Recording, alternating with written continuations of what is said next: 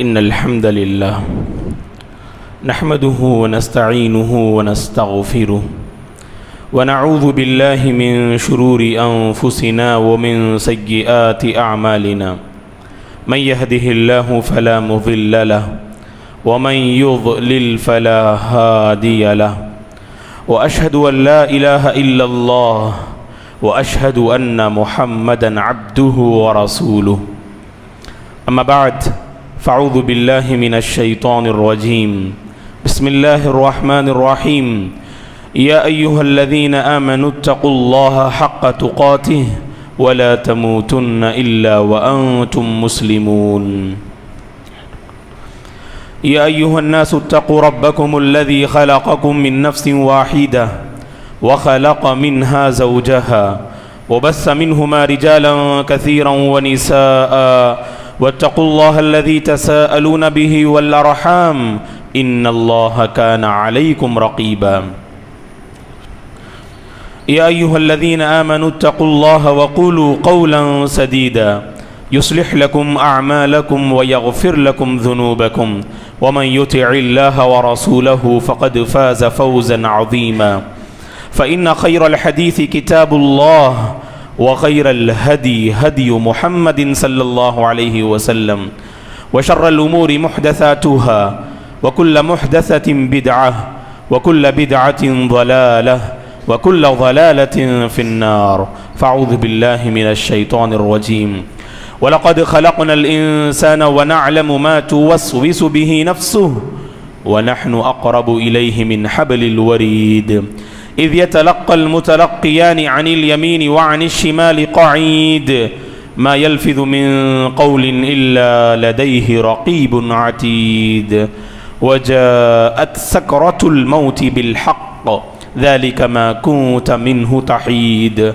ونفخ في الصور ذلك يوم الوعيد وجاءت كل نفس معها سائق وشهيد لقد كنت في غفلة من هذا فكشفنا عنك غطاءك فبصرك اليوم حديد وقال قرينه هذا ما لدي عتيد ألقيا في جهنم كل كفار عنيد مناع للخير معتد مريب الذي جعل مع الله إلها آخر فألقياه في العذاب الشديد قال قرينه ربنا ما أطغيته ولكن كان في ضلال بعيد قال لا تختصموا لدي وقد قدمت إليكم بالوعيد ما يبدل القول لدي وما أنا بظلام للعبيد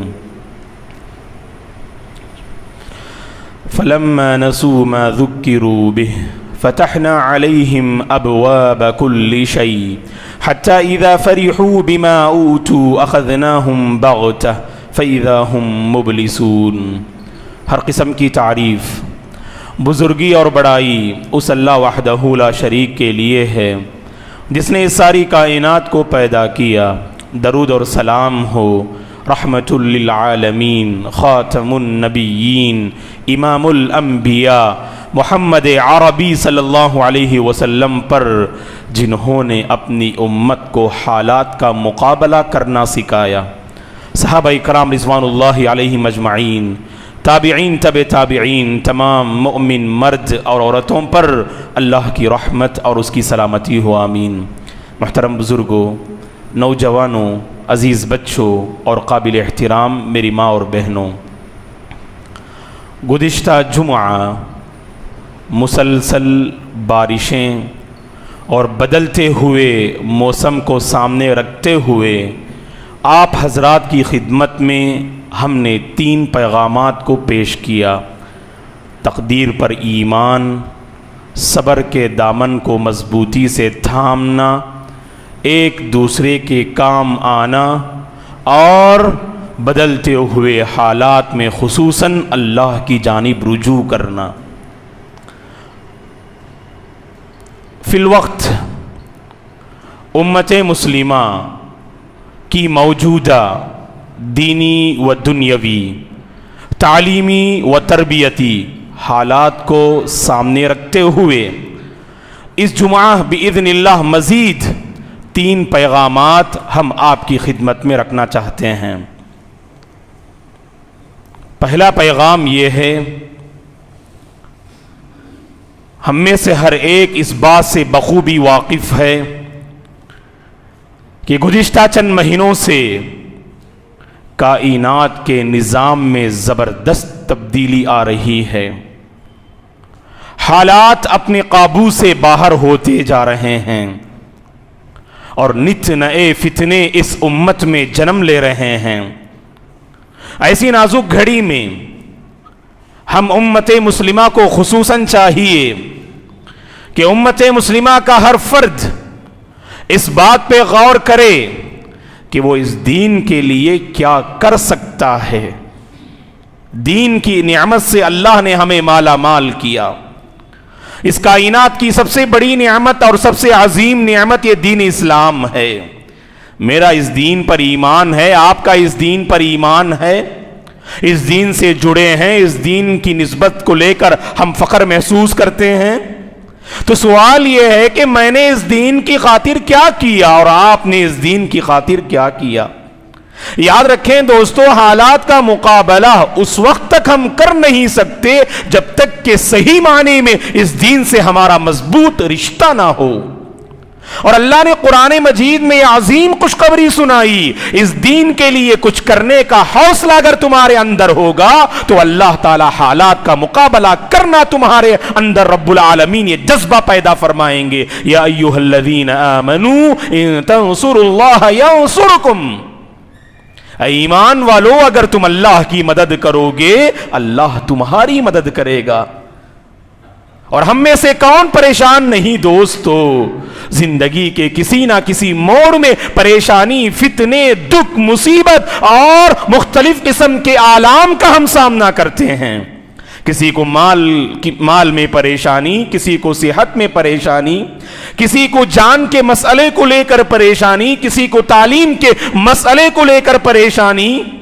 تو یاد رکھیں کہ اس دین کی خاطر کچھ کرنے کا حوصلہ اپنے اندر رکھیے، خود بخود آسمان میں موجود رب ذوالجلال ہماری مدد کرنے کے لیے تیار ہے۔ ان تنصروا اللہ ینصرکم۔ اور صحابہ کی زندگی میں سبحان اللہ جو عجیب و غریب ہم برکت محسوس کرتے ہیں، اس کی بنیادی وجہ یہی، صحابہ کا جیسے ہی اسلام سے تعلق ہوا تو اس کے بعد والے لمحے سے صحابہ نے یہی فکر کی، اس اسلام کو بڑھاوا دینے میں میرا کیا رول ہو سکتا ہے اور میرا کیا کردار ہو سکتا ہے۔ پورے صحابہ کی جماعت کا یہی خلاصہ ہے دوستو۔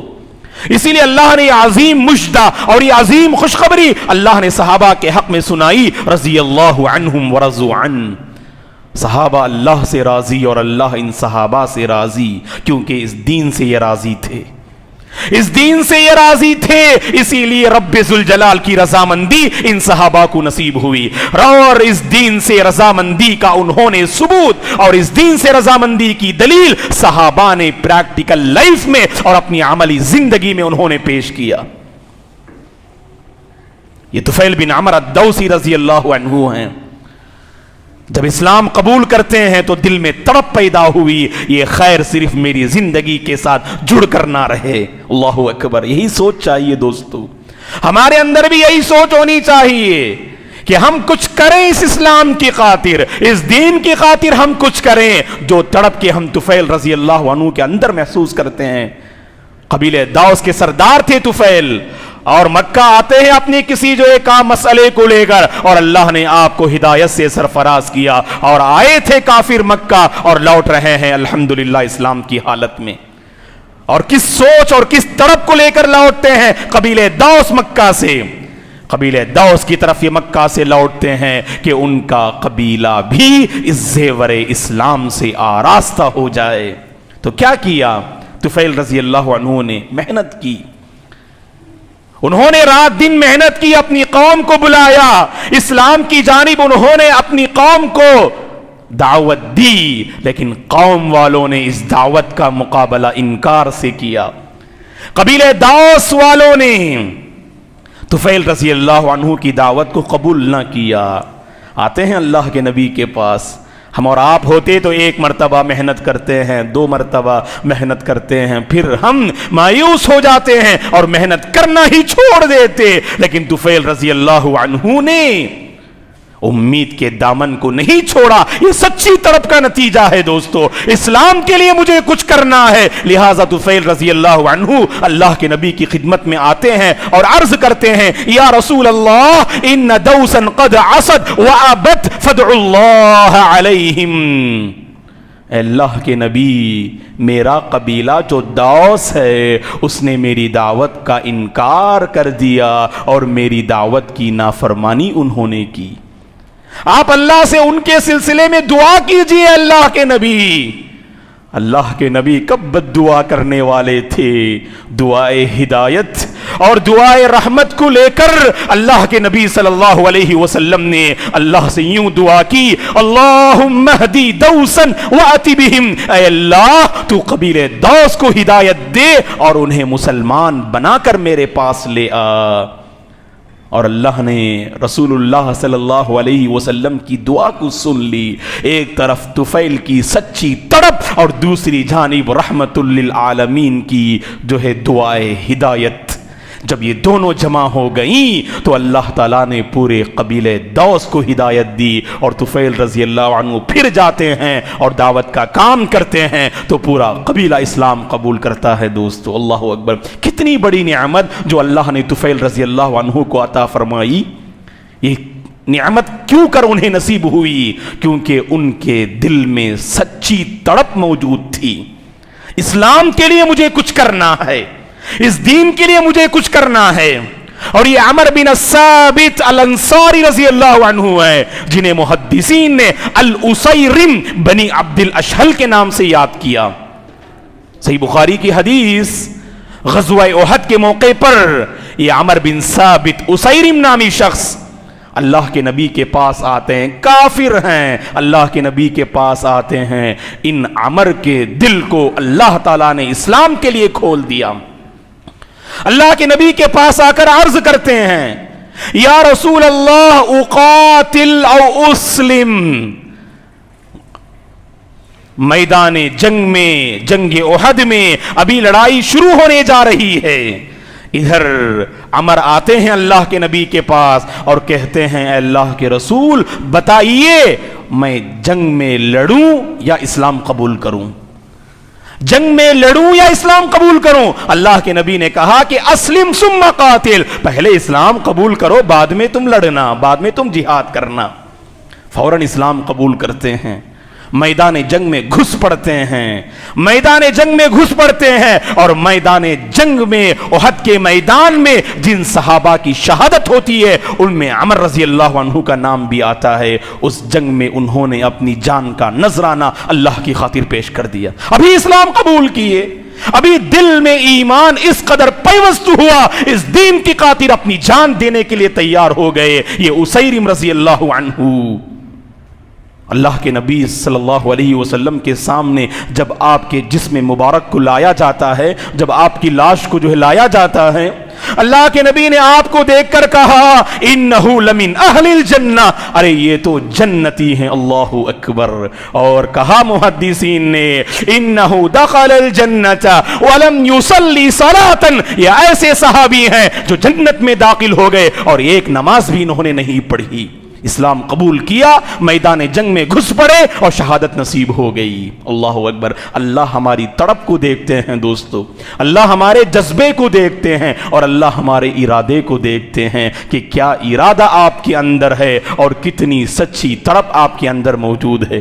اور خود اللہ کے نبی نے فرمایا اسی صحابی کے متعلق عملا قلیلا واجر کثیرا، انہوں نے عمل تو بہت کم کیا لیکن بہت بڑے اجر کے مستحق ہو گئے. اور یاد رکھیں اس سے بڑا اجر اور کیا ہو سکتا ہے کہ بندے کو جنت کی خوشخبری اس دنیا میں دے دی جائے. کام تو بہت کم کیا انہوں نے، کام تو بہت کم کیا انہوں نے، لیکن ایک بڑے اجر کے یہ مستحق ہو گئے. دوستو عمل قلیلا واجر کثیرا فرمایا صلی اللہ علیہ وسلم نے. تو دوستو ہمیں بھی کچھ پہلا پیغام یہ ہے، اس دین کی خاطر ہمیں کچھ کرنا ہے۔ دنیا کے لیے تو ہم کرتے ہیں دوستو، کہنے کی ضرورت نہیں ہے کہ بھائی آپ اپنی دنیا سنبھالیے، یہ کہنے کی ضرورت نہیں، یہ کہنا پڑ رہا ہے آج کہ بھائی آپ اپنی آخرت کو سنبھالیے، اپنے دین کو سنبھالیے، اپنی دینداری کو باقی رکھیے، یہ کہنے کی آج ضرورت ہے دوستو۔ میری زندگی کا مقصد تیرے دین کی سرفرازی، میں اسی لیے مسلمان، میں اسی لیے نمازی۔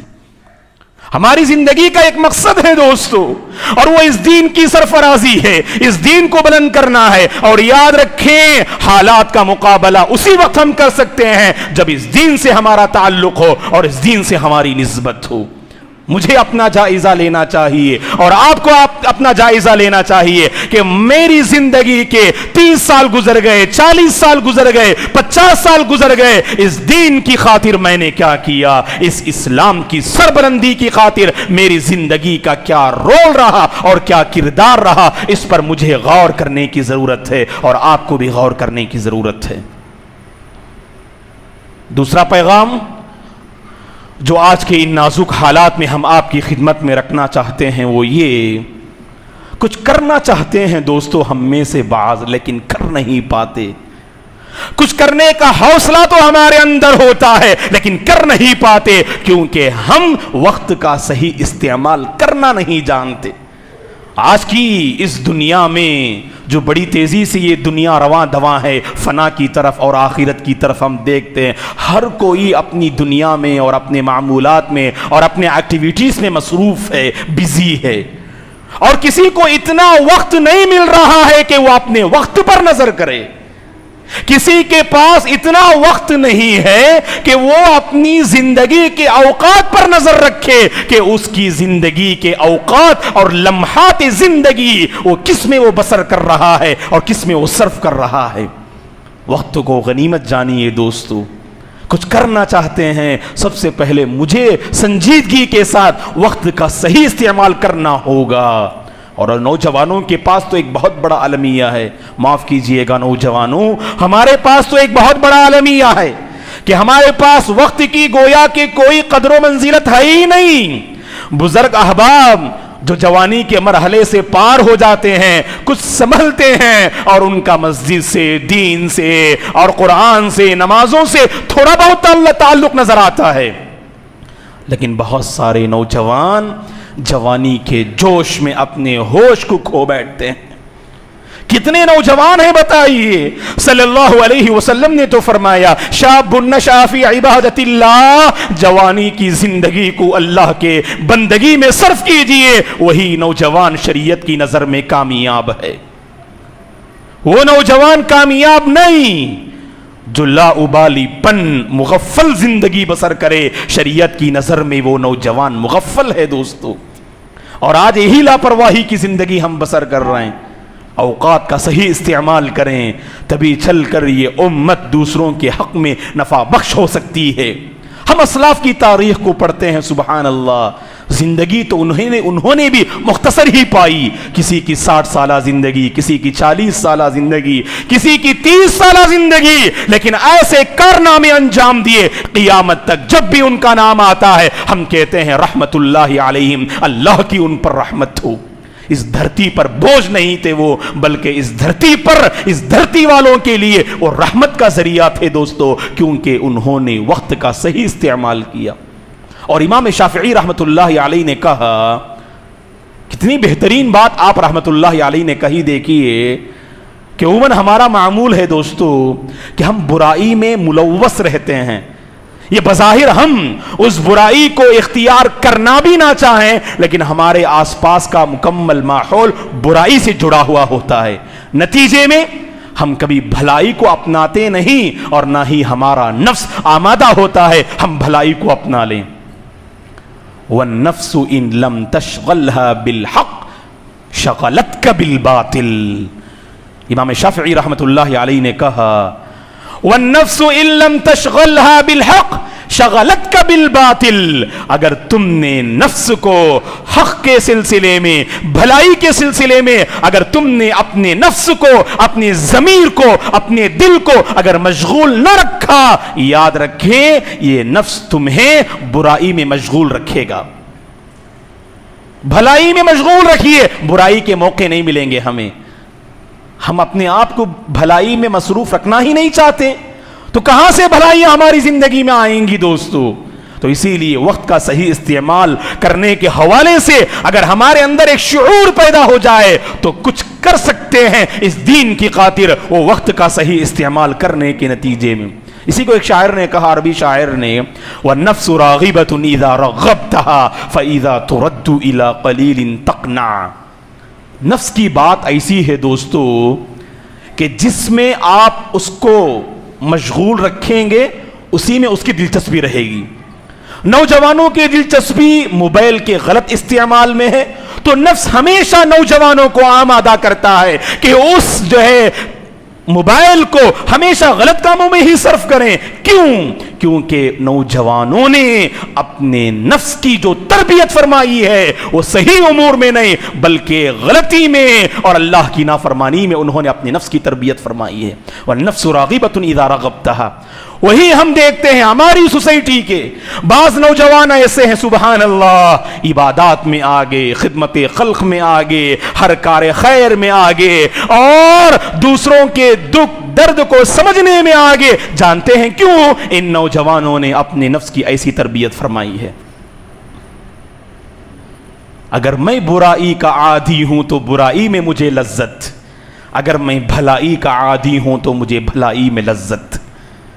بس معاملہ کیا ہے کہ آپ اپنے آپ کی تربیت کس رخ پہ فرما رہے ہیں اور آپ اپنی لمحات زندگی کا کیسے استعمال کر رہے ہیں. اور آج کے ان نازک حالات میں ہمیں سنجیدگی سے اس مسئلے پہ غور کرنا چاہیے. خاص کر کورونا کے بعد اور لاک ڈاؤن کے بعد ہم دیکھتے ہیں کہ جو وقت کی قدر کرنے والے تھے وہ بھی وقت کا خون کر رہے ہیں، وہ بھی وقت کو قتل کر رہے ہیں، وہ بھی وقت کا غلط استعمال کر رہے ہیں دوستو.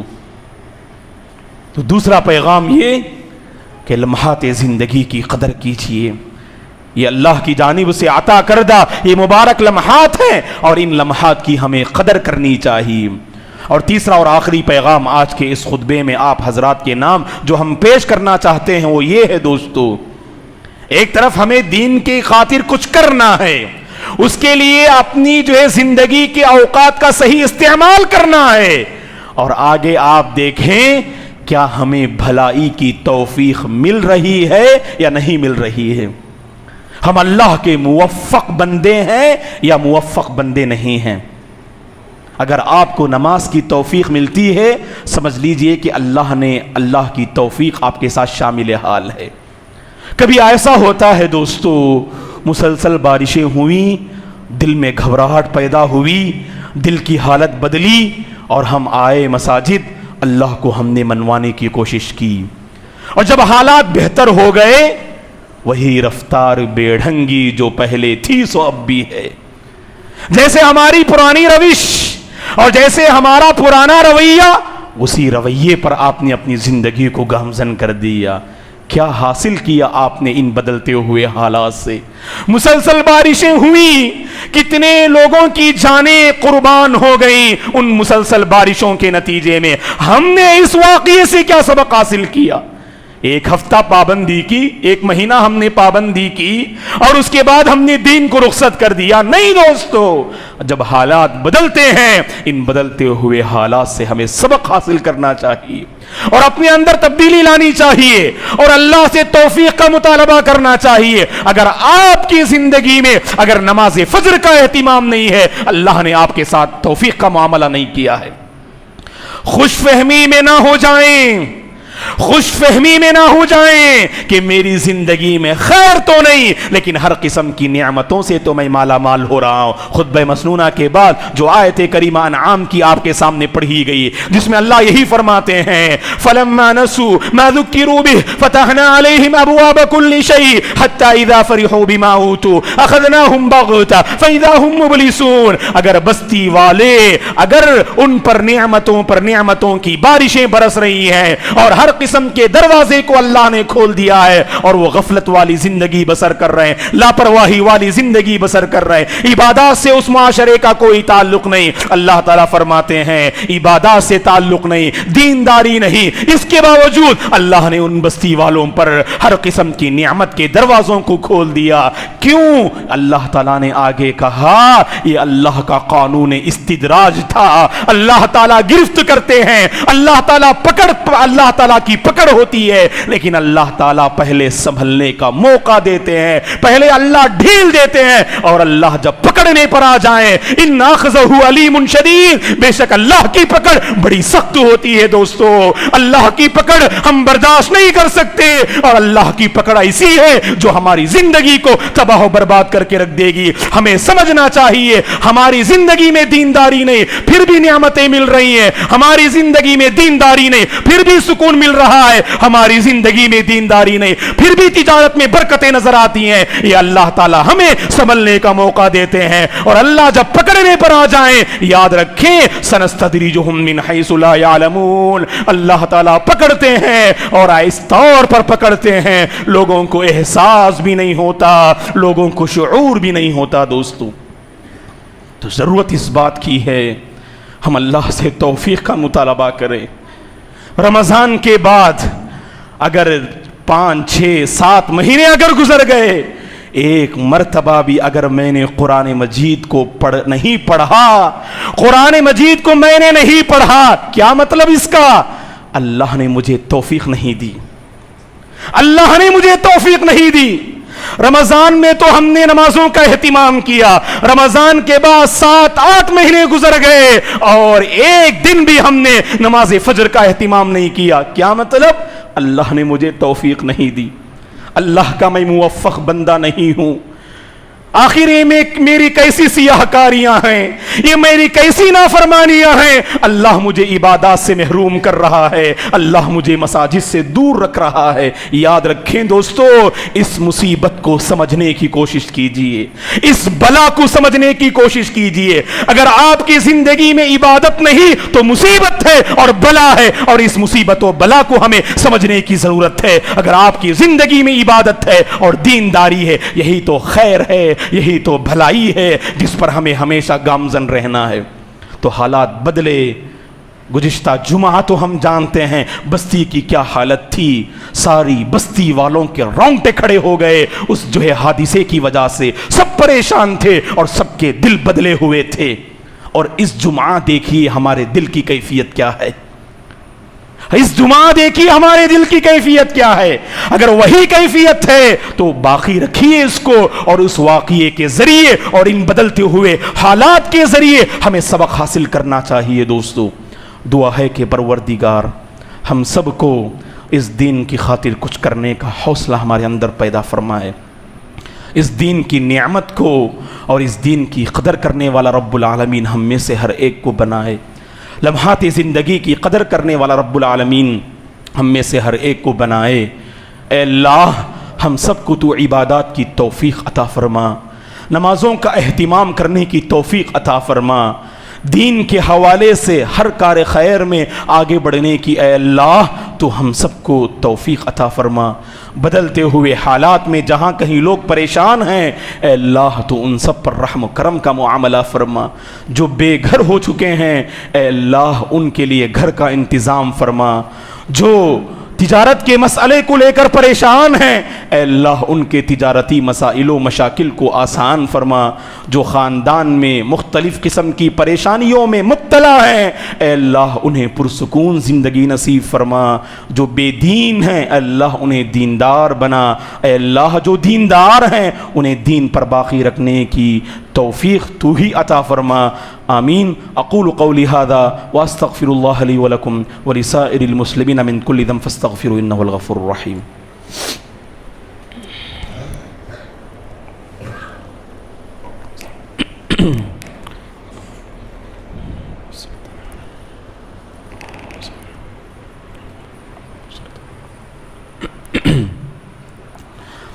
إن الحمد لله نحمده ونستعينه ونستغفره ونعوذ بالله من شرور أنفسنا ومن سيئات أعمالنا من يهده الله فلا مضل له ومن يضلل فلا هادي له وأشهد أن لا إله إلا الله وأشهد أن محمدا عبده ورسوله أما بعد فأعوذ بالله من الشيطان الرجيم إن الله وملائكته يصلون على النبي يا أيها الذين آمنوا صلوا عليه وسلموا تسليما اللهم صل على محمد وعلى آل محمد كما صليت على إبراهيم وعلى آل إبراهيم إنك حميد مجيد اللهم بارك على محمد وعلى آل محمد كما باركت على إبراهيم وعلى آل إبراهيم إنك حميد مجيد اللهم أعز الإسلام والمسلمين وأذل الشرك والمشركين ربنا لا تزغ قلوبنا بعد إذ هديتنا وهب لنا من لدنك رحمة إنك أنت الوهاب اللهم آت نفوسنا تقواها وزكيها أنت خير من زكاها أنت وليها ومولاها اللهم احفظ الإسلام والمسلمين